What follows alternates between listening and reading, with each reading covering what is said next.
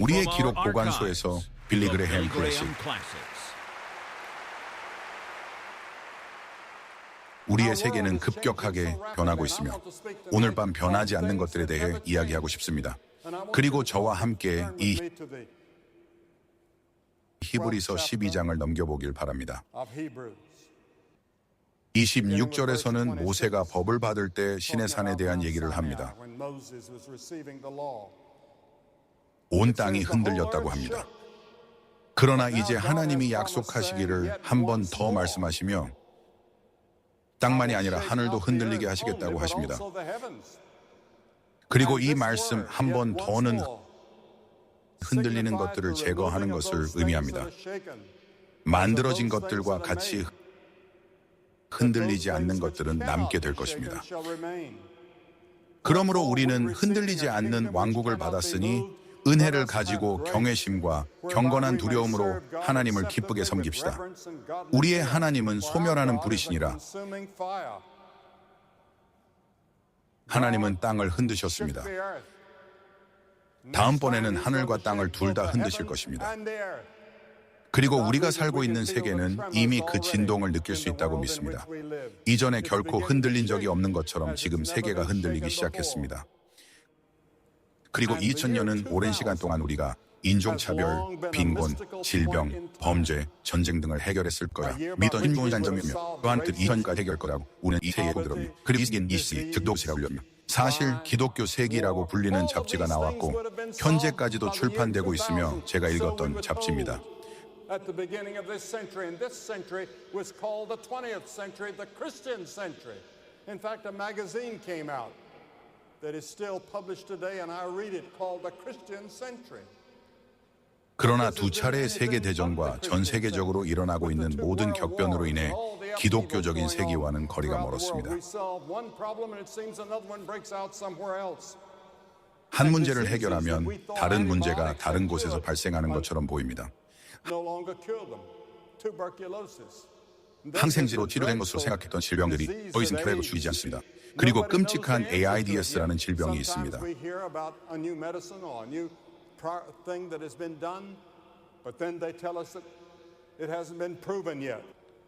아직 아무도 그 해답을 모릅니다. 가끔 새로운 약이나 새로운 일이 이루어졌다는 소식을 듣지만 그들이 우리에게 그것이 아직 입증되지 않았다고 합니다. 선지자 예레미야 때에 사람들은 하나님의 말씀을 듣기에는 너무 바빴습니다. 오늘날 미국의 사람들도 하나님의 말씀을 듣지 않습니다. 적어도 그들은 그렇게 하지 않습니다. 우리는 50%의 사람들이라고 말합니다. 또는 여론조사에 따르면 70%의 사람들이 교회에 다닌다고 말합니다. 하지만 나머지 50%는 어떻게 됩니까? 나머지 40%는 무엇을 하고 있습니까? 아무 문제도 없다고 가정하던 사람들은 결국 마음을 바꿔야 했습니다. 예레미야에서 우리는 평화를 바랐다고 말했습니다. 그러나 치유의 시간이 왔지만 공포만이 있었다. 수학이 지나고 여름이 끝났지만 우리는 구원받지 못했습니다. 이것은 정치적 변화의 시기입니다. 오늘날 정치 세계에서 일어나고 있는 변화를 보세요. 그리고 이것은 사회적 변화의 시기입니다. 전 세계 194개의 도시가 인구 100만 명 이상을 가지고 있으며 5년 후에는 300개의 도시가 될 것입니다. 그리고 분열된 가족들을 보세요. 미국에서 모든 결혼의 절반이 이혼으로 끝납니다. 미국 사회의 구조가 변하고 있습니다. 오늘날 더 많은 미국인이 그 어느 때보다 혼자 살고 있습니다. 2천만에서 3천만 명의 성인이 혼자 살고 있습니다. 플로리다 주데이드 카운티의 학교 시스템에는 123개의 국적이 있습니다.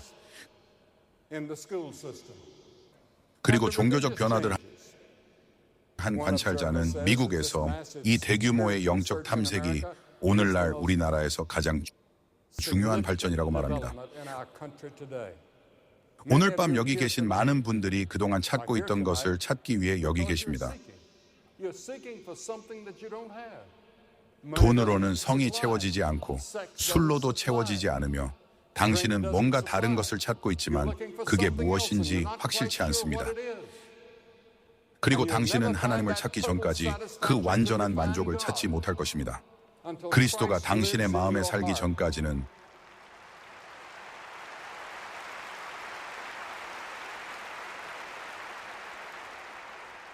많은 사람들이 자신의 죄 용서를 찾고 있습니다. 당신은 하나님께 죄를 지었다는 것을 알고 있습니다. 나도 알고 있습니다. 성경은 모든 사람이 죄를 짓고 하나님의 법을 어겼다고 말합니다. 십계명은 하나님의 도덕법이며 하나라도 어기면 성경은 우리 모두가 모든 것을 어긴 것이라고 말합니다. 그리고 빌리 그레이엄은 그 모든 것을 어겼고 빌리 그레이엄은 죄인이며 빌리 그레이엄은 심판을 받을 자격이 있고 지옥에 합당하다. 알베르 카미 오래전에 인간은 의미 없이는 살 수 없다고 말했다.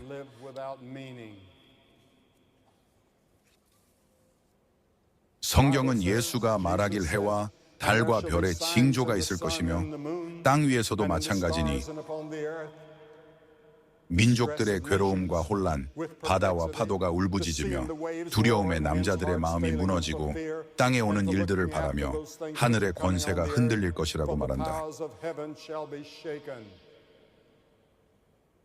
그리고 그 구절이 그 단어를 말하며 그것이 온 나라들이 모든 측면에서 압박받는 것을 의미한다고 말하였으며 당혹감은 빠져나갈 길이 없음을 의미합니다. 우리가 모든 측면에서 압박받을 때가 올 것입니다. 당신이 개인이든 가족이든 주든 국가든 모든 측면에서 압박받으며 빠져나갈 길이 없을 것입니다. 하지만 빠져나갈 길이 있습니다. 그러나 그것은 단 하나뿐입니다. 케네디 대통령이 4분의 1세기 전에 말했습니다. 이 직무에 들어서는 누구도 앞으로 몇 년간 통과해야 할 시련의 가혹한 엄청남을 알게 되면 충격을 받지 않을 수 없다. 매일 그는 말했다. 위기는 점점 더 많아지고 매일 그 해결은 더 어려워지며 매일 최대 위기의 시간에 가까워진다. 그리고 시간은 우리의 친구가 아니다. 그는 오늘날 무엇을 말할 것인가?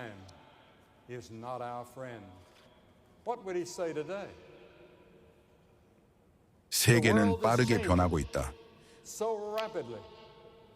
그리고 그들은 앞으로 5년 안에 지난 30년보다 더 많은 변화가 올 것이라고 말한다.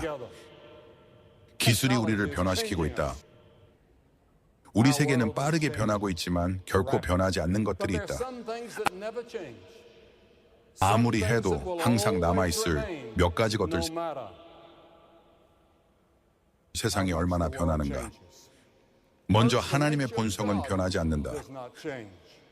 나는 주라 변하지 아니한다고 말라기 3장 6절에 기록되어 있다. 하나님은 거짓말을 할 수도 없고 변해야 할 사람의 아들이 아니시라. 야고보서 1장 17절에는 하나님과 함께 변함도 없고 회전하는 그림자도 없다고 기록되어 있다. 그 말은 그가 속눈썹만큼도 변하지 않는다는 것을 의미한다. 하나님은 100만 년 전이나 오늘날이나 변함이 없다. 그리고 100만 년 후에도 그는 조금도 변함이 없을 것이다. 우리는 변하지만 하나님은 변하지 않는다. 하나님은 그의 거룩함에서 변하지 않는다. 그는 절대적으로 순결하시며 너무 순결하셔서 죄를 볼 수 없으시다. 거룩 전능하신 주님이시라. 그분은 계셨고 계시며 오실 것이라고 성경은 말한다. 하나님은 심판에서 변하지 않으신다. 그렇다. 그는 세상을 심판하실 것이다. 너와 나는 하나님의 위대한 심판대에 설 것이다. 만약 네가 그리스도를 모른다면 네가 행한 것들뿐만 아니라 네가 생각하는 것들, 내 의도와 생각들로도 심판받게 될 것이다. 모든 비밀이 거기에 있을 거야. 그가 어떻게 너의 모든 생각을 기록할 수 있을지 생각해봐. 네가 숨기려고 했던 모든 것들, 그는 그것을 테이프로 녹음하고 큰 화면에 가지고 있다. 이쪽에서 볼 수 있는 것 같은 큰 화면을 가지고 있을 것이다. 모든 것이 거기에 있을 거야. 빠질 것이 없을 거야. 그리고 그는 그것에 따라 너를 판단할 것이다. 그는 판단에서 변하지 않기 때문에 주님께서 땅 끝까지 심판하실 것이다. 성경은 하나님께서라고 말씀하시지만 하나님은 사랑에서 변하지 않으신다. 그것이 사실이라 정말 기쁩니다. 왜냐하면 이 십자군이 끝날 때 이해해 주길 바라는 한 가지가 있다면 하나님께서 당신을 사랑하신다는 것입니다. 그리고 하나님께서 당신을 사랑하신다. 그리고 하나님께서 당신을 사랑하신다. 그리고 하나님께서 당신을 사랑하신다. 그는 당신을 사랑합니다.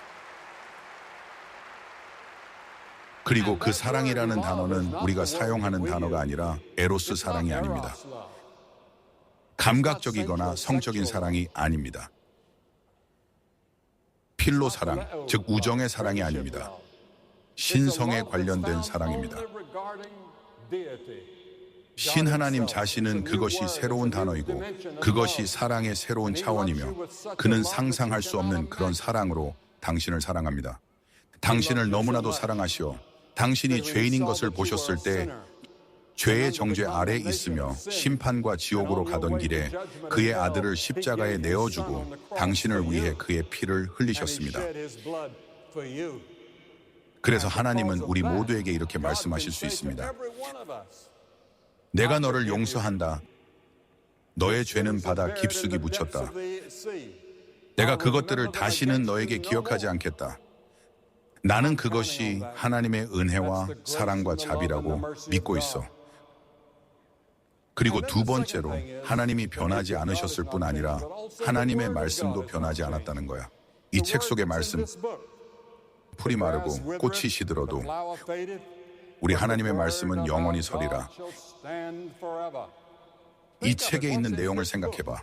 그리고 우리는 그것을 지니거나 우리 집에 두고 먼지가 쌓이게 하고 그 안에 기억하고 싶은 각종 작은 종이들을 넣지만 읽지 않습니다. 그리고 여전히 하나님은 이 책에서 표현하고 있습니다. 행복하고 성공적인 삶을 위한 모든 제안과 규칙과 규정들을. 그리고 세 번째로 도덕법은 변하지 않았습니다. 나 외에는 다른 신들을 내게 두지 말라. 다른 신이란 당신이 하나님보다 더 중요하게 여기는 모든 것입니다. 어쩌면 그 텔레비전 세트가 당신의 신일지도 모릅니다. 어쩌면 네가 읽고 있는 그 책, 혹은 네가 함께하고 있는 그 여자, 혹은 네가 함께하고 있는 그 남자, 혹은 너의 사업, 아니면 다른 무언가가 너의 신이 되었을지도 모른다. 그것이 진정한 신을 숭배하는 것보다 너의 시간과 사랑과 에너지를 더 많이 차지한다. 나 외에 다른 신을 네 앞에 두지 말라는 것과 또 다른 하나는 네 부모를 공경하라는 것이다. 그리고 오늘날 우리는 권위의 부재가 있다. 젊은이들의 권위에 대한 반항이 있으며 그것을 매일 신문에서 읽고 있다. 부모님이 몇 세대 전의 권위를 가진다고 가정해 봅시다. 우리는 다른 세상을 가졌을 것입니다. 하지만 불행하게도 누군가가 말했듯이 집에서는 아이들 외에는 모든 것이 스위치로 작동됩니다. 오늘날 부모님은 자녀를 두려워합니다. 자녀가 그들을 고소할까봐 두려워합니다. 왜냐하면 오늘날 부모를 고소할 수 있기 때문입니다. 그 모든 것에 대해 깊이 들어가지는 않겠지만 어디선가 뭔가 뒤섞여 있다는 것을 알아주셨으면 합니다. 그리고 저는 그것이 무엇인지 알고 있는 것 같습니다.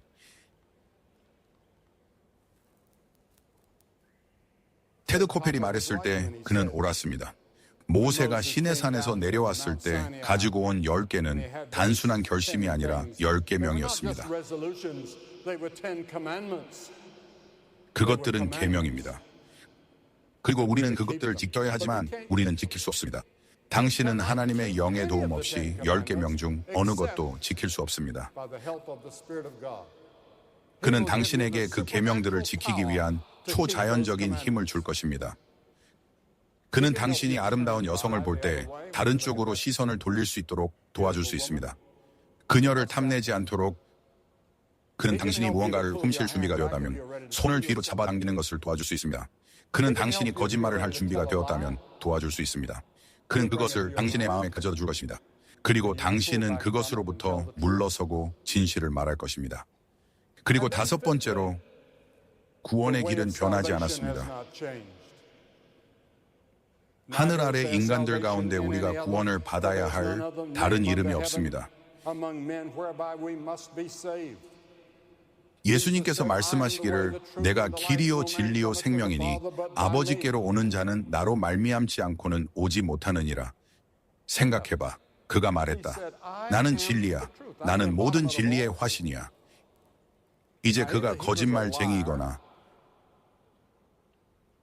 아니면 정신과 의사를 만나야 할 광인이거나 그가 주장한 대로였거나 어느 날 나는 그런 지적인 문제를 마주해야 했다. 예수 그리스도는 누구였을까? 그가 주장하던 살아있는 하나님의 아들이 맞았을까? 길이요, 진리요, 생명이요. 그를 통해서만 천국에 갈 수 있고 구원받을 수 있으며 하나님을 알 수 있는 유일한 길 아니면 아닐까? 나는 그것과 씨름했다. 그리고 나는 마침내 주님, 제가 믿습니다라고 말했습니다. 그리고 제 마음속에서 당신이 주장하는 분임을 믿고 주님과 주인이자 구세주로 인정하며 제 죄를 회개하고 십자가로 나아가겠다는 작은 결정을 했습니다.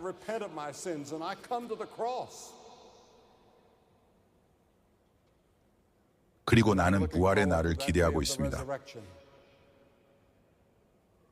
마지막 세대에서 그것은 유일한 구원의 길이었습니다. 오늘날 구원의 유일한 길은 그리스도를 통해서입니다. 100년 후에도 유일한 구원일 것입니다. But you know, you can go to church, you can claim to be a Christian, but still not really know Christ. 수천 명의 사람들이 교회 회원이며 세례를 받았거나 입회를 했을 수도 있지만 마음 깊은 곳에서는 그리스도께서 당신을 용서하셨다는 확신이 없습니다. 만약 오늘 밤에 당신이 죽는다면 천국에 갈지 확신이 서지 않습니다. 하나님은 변하지 않으시지만 만약 천국에 가고 싶다면 당신은 변해야 합니다. 그리고 구원을 얻고 싶다면 먼저 회개해야 합니다. 회개란 무엇입니까? 회개란 마음을 바꾸고 생활 방식을 바꾸라는 뜻입니다. 그러므로 회개하고 돌이키라 그리하여 너희 죄가 지워지리라. 성경은 하나님께서 이제 모든 사람에게 회개하라고 명하신다고 말합니다. 사도행전에 성경이 말하길 그는 너희에게 회개하라고 명하셨습니다. 당신은 회개한 적이 있습니까? 정말로 생활 방식을 바꾼 적이 있습니까? 그리고 두 번째로 당신은 믿어야 합니다. 이것은 단순히 머리로 믿는 것이 아닙니다. 모든 선지자는 그에 관해 증언하여 그의 이름을 통하여 누구든지 그를 믿는 자는 죄 사함을 받을 것이라고 말합니다.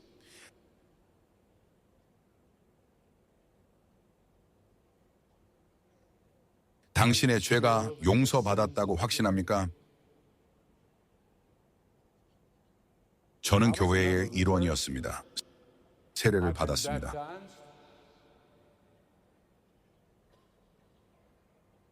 부모님 때문에 매주 일요일에 교회 갔습니다. 그러나 마음 깊은 곳에서는 뭔가 잘못되었다는 것을 알았습니다. 성경이 말하는 평안과 행복과 기쁨이 없었습니다. 저는 하나님과의 올바른 관계에 대한 절대적인 확신이 없었습니다. 그것을 원했지만 정확히 무엇을 해야 할지 몰랐습니다. 그래서 무릎을 꿇고 내 죄를 회개한 때가 있었습니다. 오 하나님, 저는 죄인입니다. 제 죄를 뉘우칩니다. 라고 말했습니다. 제 죄에서 돌아서서 그리스도께로 돌아섰습니다. 그리고 저는 믿습니다. 그러나 그를 영접한 자들에게 하나님의 자녀가 되는 권세를 주셨으니 곧 그의 이름을 믿는 자들에게 주셨습니다. 이는 믿는다는 것이 그리스도에게 당신의 모든 무게를 예탁하는 것을 의미합니다. 모든 것을 그에게 맡기는 것입니다.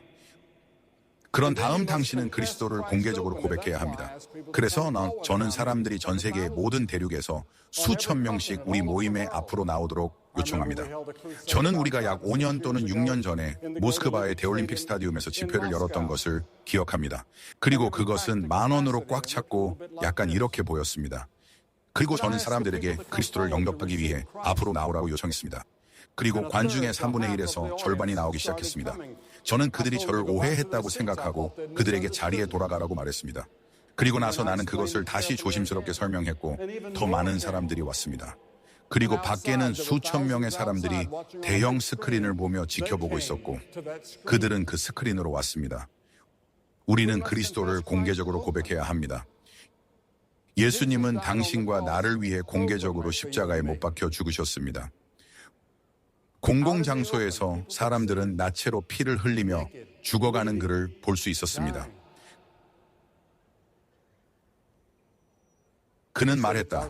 당신이 주 예수를 입으로 고백하고 하나님께서 그를 죽은 자 가운데서 살리신 것을 마음에 믿으면 구원을 받으리라.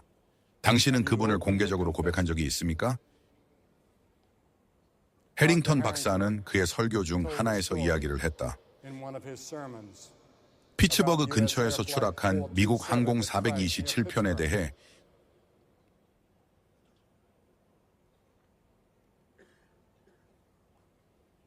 그들은 그 비행기에서 나온 몇 가지 물건들을 찾으려고 했고 비행기가 추락한 원인을 찾을 수 있는지 확인하려고 했습니다.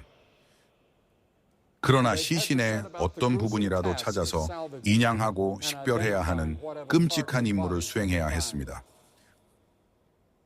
한 구조대원이 참혹한 현장을 지나가다 잘린 한 쌍의 손을 발견했습니다. 하나는 여자의 것이고 하나는 남자의 것이었습니다.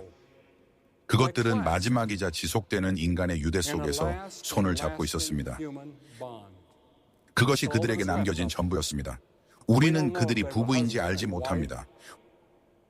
혹은 연인이 함께 여행을 떠나는 것, 또는 아예 낯선 사람들 운명에 의해 서로 옆에 앉게 되었지만 우리는 결코 알 수 없을 것이며 그것은 중요하지 않습니다. 여기서 볼 수 있는 교훈은 그들이 누구이든 간에 그들은 사람의 손길에서 강함과 용기와 사랑과 지지를 얻었다는 것입니다. 손을 잡고 그들은 영원으로 나아갔다. 당신도 영원으로 나아갈 것입니다.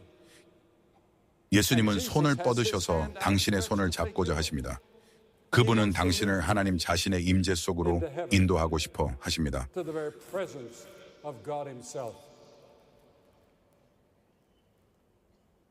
오늘 밤 우리에게 필요한 질문은 이것입니다. 누가 당신의 손을 잡고 있는가요? 혼자서 허둥대려 하고 있나요? 아니면 오늘 밤 당신에게 내민 예수님의 손을 잡으실 건가요? 오늘 밤 그 약속을 해주셨으면 합니다. 그리스도에게 예스라고 말하세요. 오늘 밤 당신이 새로운 방식으로 그리스도를 당신의 삶에 받아들이길 요청합니다. 그리고 말하세요. 주님, 이 순간부터 당신이 나의 주님이자 구원자, 주인이 되기를 원합니다. 그리고 당신을 최우선에 두고 싶습니다. 나는 여러분에게 자리에서 일어나 지금 바로 오라고 요청할 것입니다. 그는 팔을 벌리고 누구든지 오도록 허락하라는 말을 하고 있습니다. 당신이 옵니다.